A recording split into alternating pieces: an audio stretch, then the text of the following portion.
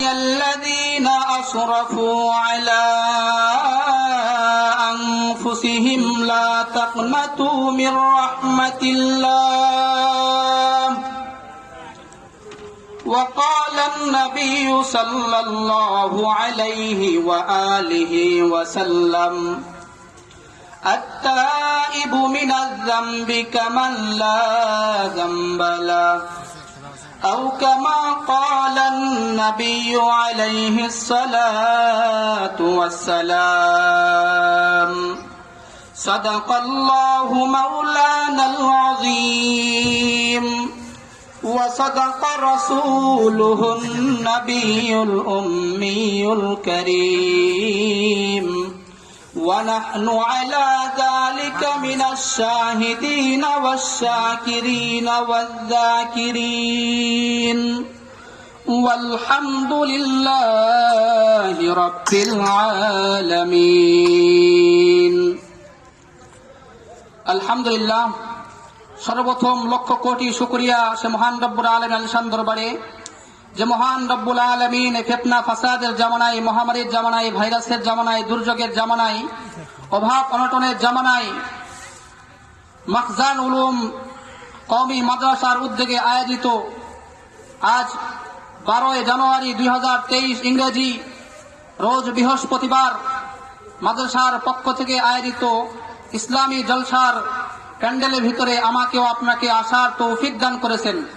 নিয়ামতের শুকর আদায়ার্থে মুসলমান হিসেবে আওয়াজ উচ্চ কণ্ঠে সকলেই জোরে একবার পড়ি আলহামদুলিল্লাহ।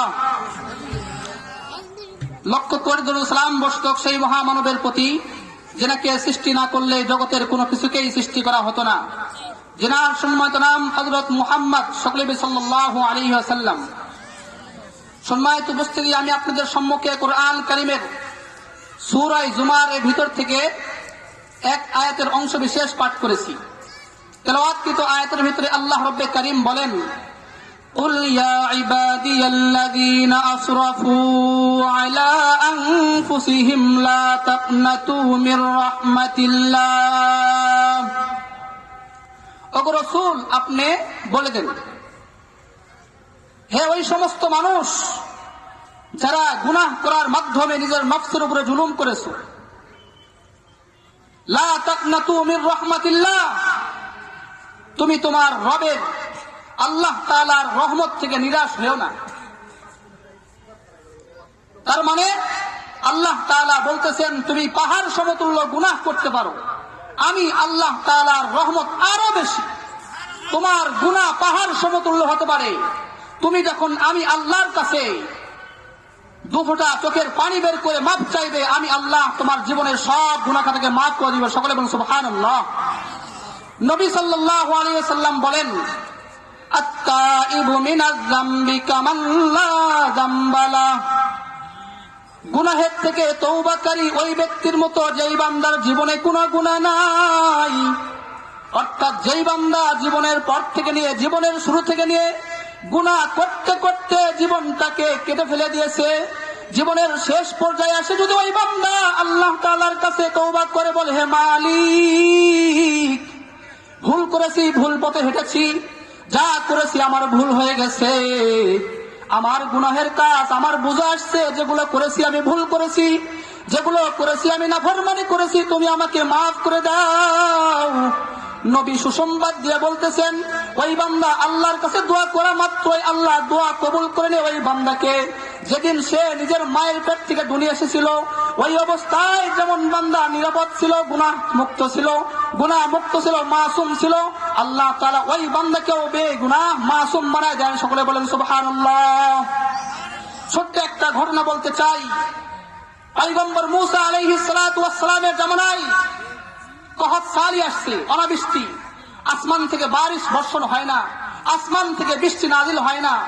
লোকেরা সকলেই মূসা নবীর কাছে আসছেন, আসার পরে বলতেছেন, ও মূসা নবী, তুমি তো আল্লাহ তাআলার পক্ষে আমাদেরকে ডাকো, আল্লাহ তাআলার পথে আমাদেরকে ডাকো, কালেমার দিকে আমাদেরকে ডাকো। আমরা এখন তোমার কাছে আবদার জানাইতেছি, তুমি আল্লাহ তাআলার কাছে দোয়া করো, আল্লাহ তাআলা যেন আসমান থেকে বৃষ্টি নাজিল করেন। যখন মূসা নবী আল্লাহ তাআলার কাছে এই কথাগুলো বলছেন যে আল্লাহ তোমার বান্দারা তোমার কাছে বৃষ্টি চায়। বান্দারা কোথাও বলেছেন, যদি আল্লাহ তাআলা আসমান থেকে বৃষ্টি নাজিল করেন তাহলে আমরা সকলেই এক বাক্যে সকলে ইসলাম গ্রহণ করবো। সকলে বলেন সুবহানাল্লাহ। মুসা নবী আল্লাহ তাআলার সাথে পরামর্শ করতেছেন, হে মালিক, আয় আল্লাহ, তোমার বান্দারা বৃষ্টি চায়, যদি তুমি আসমান থেকে বৃষ্টি নাজিল করো তাহলে তোমার বান্দারা কালেমা পড়ে সকলেই মুসলমান হয়ে যাবে। আল্লাহ তাআলা মুসা নবীকে জানাই দিলেন, হে মুসা, তুমি লোকদেরকে নিয়ে একটা মাঠের ভিতরে বসো, খোলা মাঠের ভিতরে গিয়ে তুমি লোকদেরকে নিয়ে আমার কাছে দোয়া করো, আমি আল্লাহ তোমাদের দোয়া শেষ হওয়ার আগে আগে আসমান থেকে বৃষ্টি নাজিল করবো। সকলে বলেন সুবহানাল্লাহ। মুসা নবী আল্লাহ তাআলার আদেশ পাওয়ার পরে লোকদেরকে নিয়ে খোলা ময়দানের ভিতরে যাওয়ার পরে আল্লাহ তাআলার কাছে দোয়া করতেছেন, হে মালিক, আমরা নিজের গুনাহের থেকে তোমার কাছে মাফ চাইতেছি। আল্লাহ, আয় আল্লাহ, তুমি আসমান থেকে বৃষ্টি নাজিল করো। আল্লাহ তাআলা দোয়া করা অবস্থায় মুসা নবীর উপরে ওহী নাজিল করেছেন, মুসা, আমি তোমার কাছে ওয়াদা করেছিলাম দোয়া শেষ হওয়ার আগেই বৃষ্টি দিব, কিন্তু আমি আল্লাহ আমার কৃত ওয়াদাকে উঠায় নিলাম, আমি আর পানি দিব না। মুসা নবী আল্লাহর কাছে জানতে চাইলেন, আল্লাহ, আপনি কেন পানি দিবেন না? আল্লাহ তাআলা জানাই দিলেন, মুসা, তুমি যখন বান্দাদেরকে দোয়ার জন্য নিয়ে বসছো, ওই সময় আমি আল্লাহ তাআলা দেখতেছি যে সমস্ত মানুষকে নিয়ে তুমি ময়দানের ভিতরে বসেছো, ওর ভিতরে এমন একটা গোলাম আছে যে গোলাম এমন কোন গুনাহ নাই যে বান্দা করে নাই, এমন কোন গুনাহ নাই যে বান্দা করে নাই। চুরি থেকে শুরু করে নিয়ে, ডাকাতি থেকে শুরু করে নিয়ে, রাজধানী থেকে শুরু করে নিয়ে, জিনা থেকে নিয়ে যত প্রকার অপকর্ম হতে পারে, বান্দা এমন কোন গুনাহ নাই যে গুনাহ সে ছাড়ে নাই, সব গুনাহ করে ফেলছে। ওই গুনাহগার যদি ময়দান থেকে উঠে না যায়, আমি আল্লাহ তাআলা আসমান থেকে কখনো বৃষ্টি নাজিল করব না। মুসা নবী এবার ময়দানের ভিতরে দোয়া বাদ দিয়ে উঠে বলতেছেন যে এমন গুনাহকারীকে আছো, ময়দান থেকে উঠে যাও। মুসা নবীকে আল্লাহ গুনাহগুলো জানাই দিয়েছেন, একটার পরে একটা মুসা নবী গুনাহগুলো বলতেছেন যে অমুক গুনাহ কে করেছো, অমুক গুনাহ কে করেছো, কে জিনা করেছো, কে অমুক মানুষের সাথে জিনা করেছো, কেউ কোথায় চুরি করেছো। এইবার যখন এভাবে বলতেছে, বান্দা বুঝতে পারতেছে যে আমার কোথায় মুসা নবী বলতেছেন, তবে আমার নাম বলতেছে না। মুসা নবী বলতেছেন, বান্দা তুমি উঠে যাও, অন্যথায় আমি আল্লাহ তাআলার কাছ থেকে তোমার নাম শুনে নিয়ে তোমাকে কানে ধরে ময়দান থেকে উঠাই দিব। সকলে বলেন নাউজুবিল্লাহ। যখন মুসা নবী এই কথা বলছেন, তখন বান্দা নিচের দিকে তাকাইয়া আল্লাহ তাআলার কাছে বলতেছেন, হে মালিক, জন্মের শুরু থেকে নিয়ে আজ পর্যন্ত এত গুনাহ করেছি আল্লাহ, আয় আল্লাহ, আমার গুনার খবর তুমি জানতে, আয় আল্লাহ, আমার গুনার খবর আমার মা জানে না, যদি আমার মা জানতো তাহলে আমাকে বাড়ি থেকে লাথি মারে বের করে দিত। আমার বাবাই যদি আমার গুনাহের খবর জানতো, বাবা আমাকে বাবা বলে পরিচয় দিত না। আমার গুনাহের খবর যদি আমার ভাই জানতো, ভাই আমাকে ভাই বলে ডাকতো না। আয় আল্লাহ, এই সমস্ত গুনাহ করার পরেও তো তুমি রাগ করে আমার পানি বন্ধ করো নাই, বাতাস বন্ধ করো নাই, সূর্যের আলো বন্ধ করো নাই, চাঁদের আলো বন্ধ করো নাই রে আল্লাহ। আয় আল্লাহ, গুনাহ করেছি, তোমার কাছে মাপ চাই।